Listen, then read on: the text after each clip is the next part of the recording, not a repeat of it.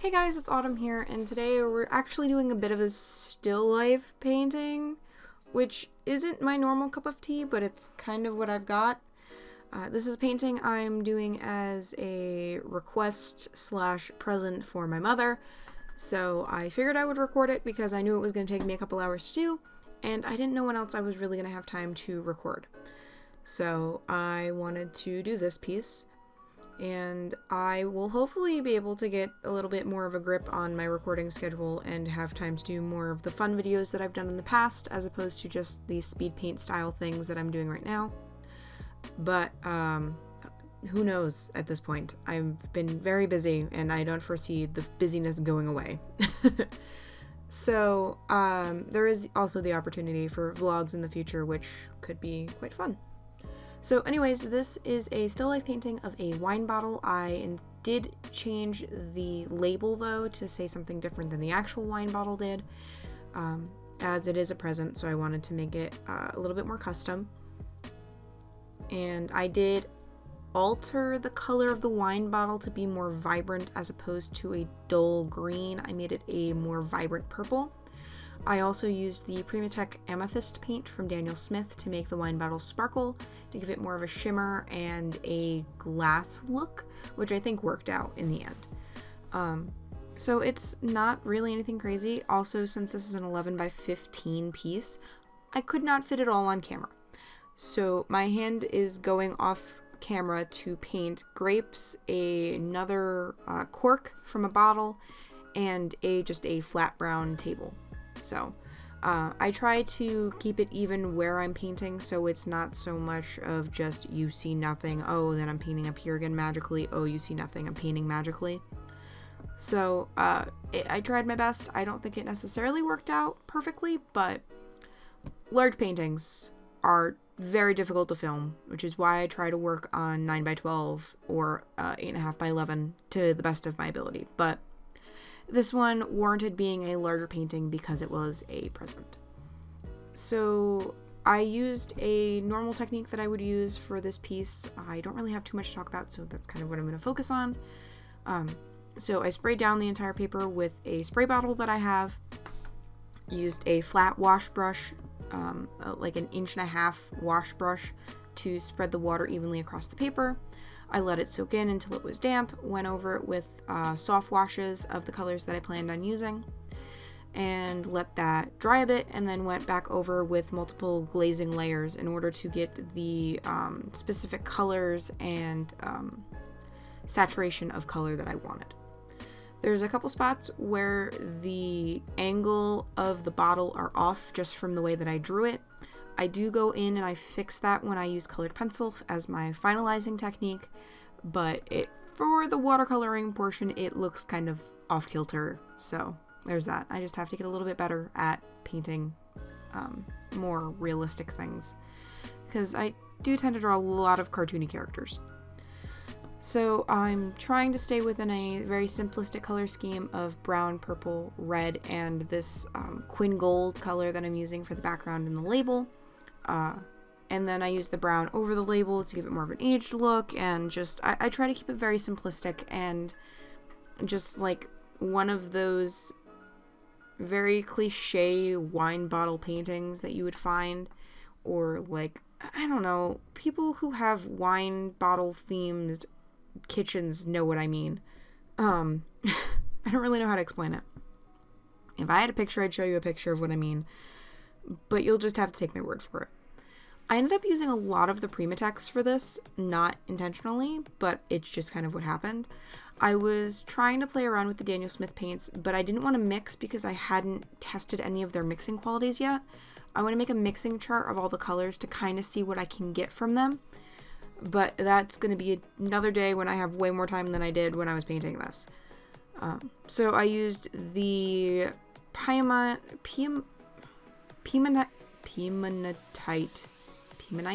I don't know. I can't say it.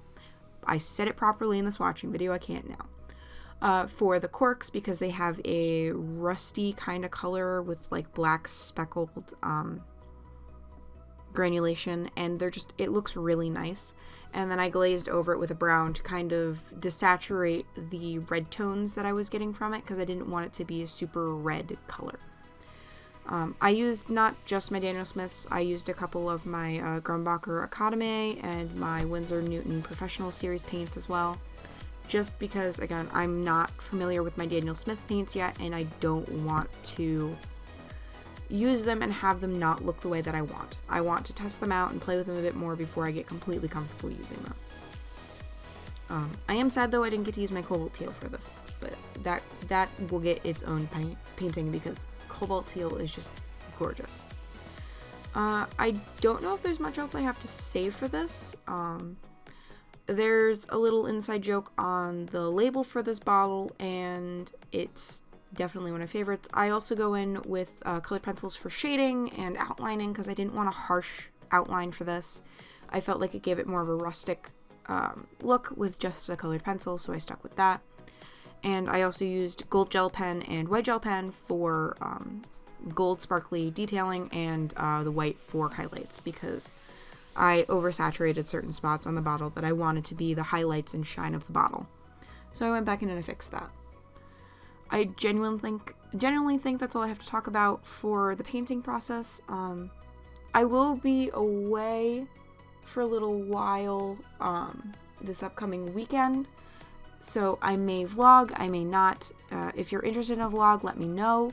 I'll do my best to try and vlog if there's interest in it. I don't promise that it will be the most entertaining thing to do, but I do have a lot going on, so it could be quite fun to do. Also, on the topic of vlogs, the Saratoga Comic Con vlog from 2018 did spectacularly, and I didn't expect that. Do know that if you did watch that vlog, I do plan on doing another one this upcoming October for another convention that I'm going to, and possibly another one in the spring because there's another con that I'm looking at going to. If you are interested in knowing what kind of cosplays and things that I'm doing this year, trust me, I will do an art piece prior, as I did last year when I cosplayed for Poison Ivy, and I cosplayed her with my friend who did Harley Quinn. Believe me, I will do matching art pieces again for the cosplays that I'm planning on doing. One of which I've already done a piece for, and the other one I definitely want to do a piece for. So I hope you guys are excited for that. So I'm genuinely going to stop rambling here, and I will see you guys in the next video. Bye, everyone!